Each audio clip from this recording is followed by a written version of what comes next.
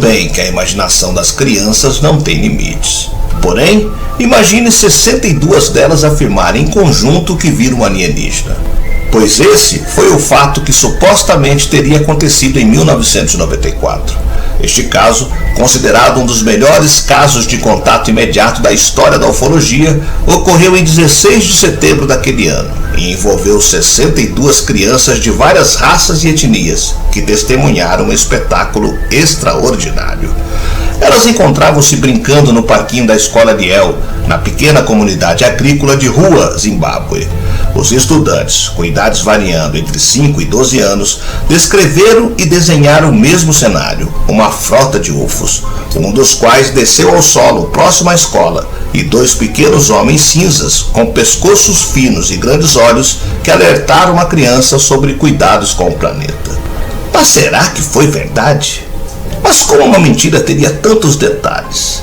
Essa é uma boa pergunta, visto que foram muitas crianças que disseram ter presenciado as mesmas cenas. Ficou curioso? Eu sou Sidney Góes e você está no Placebo. Vem comigo, que no caminho eu te explico.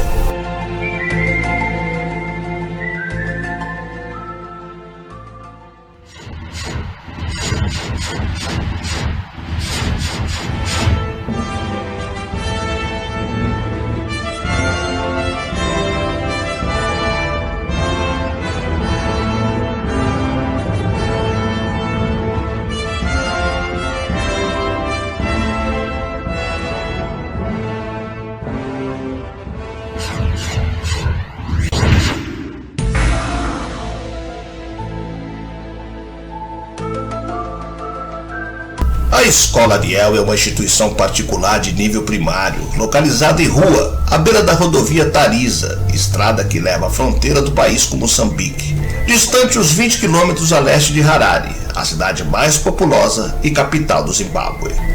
O evento ufológico se deu ali em 16 de setembro de 1994, quando a escola estava em seu 4º ano de fundação, com cerca de 250 alunos de várias etnias e idades que variavam de 5 a 12 anos.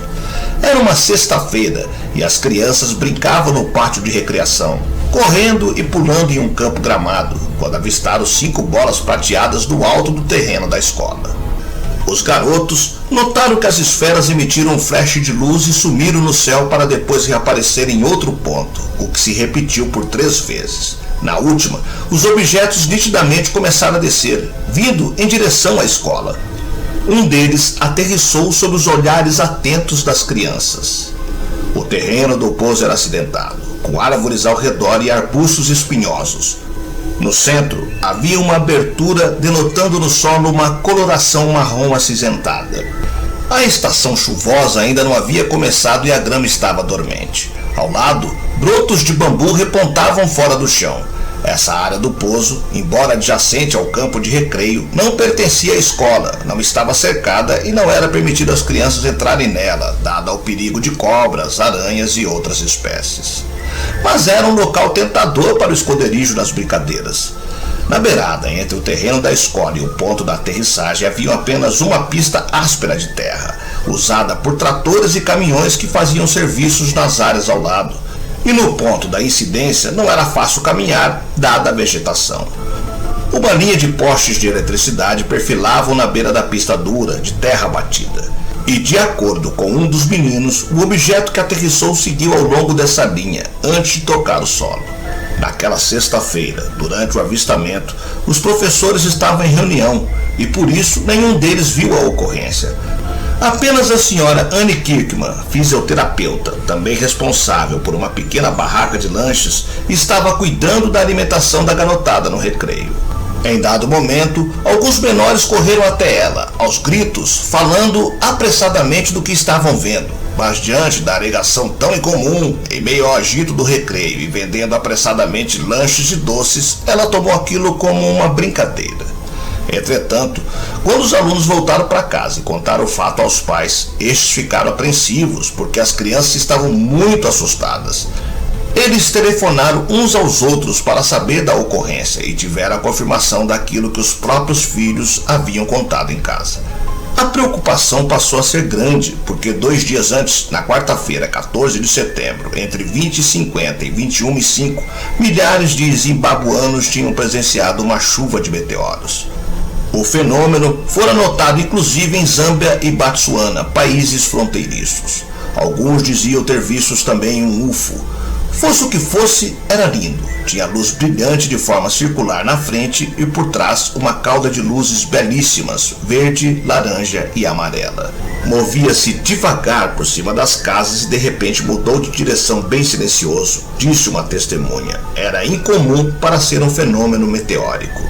Os adultos, sabendo da ocorrência, comentaram o fato vivido na escola e aquilo ganhou notoriedade. Muitos pais de alunos trabalhavam em empresas com filial no Zimbábue, geralmente de origem britânica, canadense ou norte-americana, e tinham contato com as matrizes.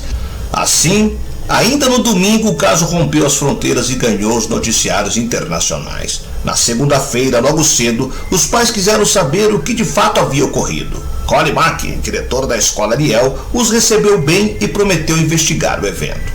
Foi então que, após ouvir sugestões, o diretor telefonou à experiente ufóloga Cynthia Hind, então moradora no Zimbábue, e pessoa conhecida no movimento ufológico da Inglaterra e dos Estados Unidos, já falecida. Ela recomendou-lhe cautela e alguns procedimentos. A informação do incidente já havia caído na redação dos jornais como uma bomba. Noticiários de todo o mundo dariam que mais de 60 crianças, por volta das 10 horas daquela sexta-feira, durante o recreio, tinham avistado os discos voadores e feito contato com seres alienígenas por 15 minutos. No Zimbábue, era a primeira vez que se falava em contato de terceiro grau, evento definido na ufologia como avistamento de um disco voador e contato com os seus ocupantes. De modo discreto, o diretor da instituição procurou saber quais os alunos que estavam no recreio da sexta-feira. Conversou amistosamente com eles e percebeu que os relatos eram parecidos. Ao todo, apurou que 62 crianças diziam ter visto algo enigmático. Então, com sua longa experiência e acatando as sugestões de Cynthia, ele conversou com as professoras e pediu a elas para falarem com os jovens. Instruiu-os para que de modo contido trouxessem o caso à tona, e quando as crianças estivessem bem soltas e confiantes, estimulasse a cada uma delas a fazer um desenho para mostrar o que viram. Houve então um exercício de desenho no qual se obteve 40 representações, umas bem sugestivas de contato ufológico, outras muito vagas, precisando de explicação pela falta de capacidade técnica das crianças para reproduzir as figuras.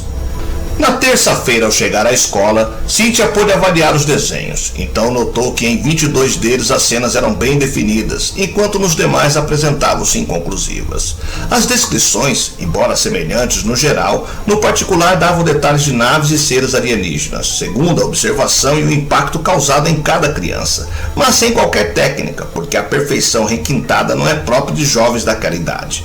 Nos desenhos e relatos ficara óbvio que a ocorrência fora de discos voadores, avistamentos de tripulantes fora da nave e contato visual direto com eles. As crianças pertenciam a várias etnias, negras, brancas e asiáticas. No Zimbábue, em 1994, elas não tinham acesso aos meios de comunicação capazes de influenciar a sua imaginação a ponto de fazê-las relatar insistentemente uma hipotética ilusão comum a todas, sem nenhuma desmentir a outra. Ao contrário, cada qual disse o que tinha visto e deu alguns detalhes específicos, mas com emoção típica de quando a experiência é realmente vivida. Segundo a história contada por elas, os objetos não identificados desapareceram logo depois em um flash brilhante e foram vistos instantaneamente em outro espaço celeste.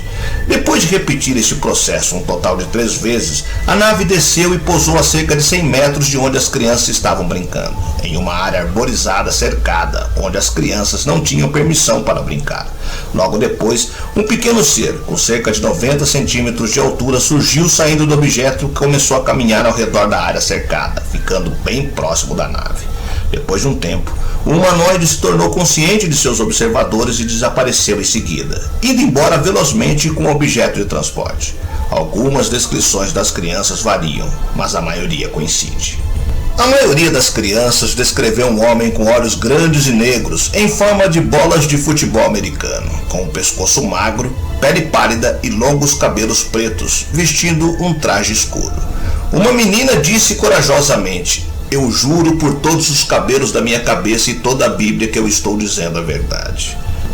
Quando perguntadas sobre o que teria motivado a visita do ser extraterrestre, as crianças tinham diferentes respostas. Algumas acreditavam que foi devido a um incidente iminente no futuro, enquanto outras achavam que era um sinal de que o fim do mundo estava próximo. Uma testemunha respondeu que era um aviso de que a nossa atividade aqui na Terra está prejudicando o planeta e que devemos parar de agredi-lo. Todos que forneceram respostas notaram que o ET nunca disse nada, mas transmitiu a informação a eles telepaticamente, sem mexer a boca.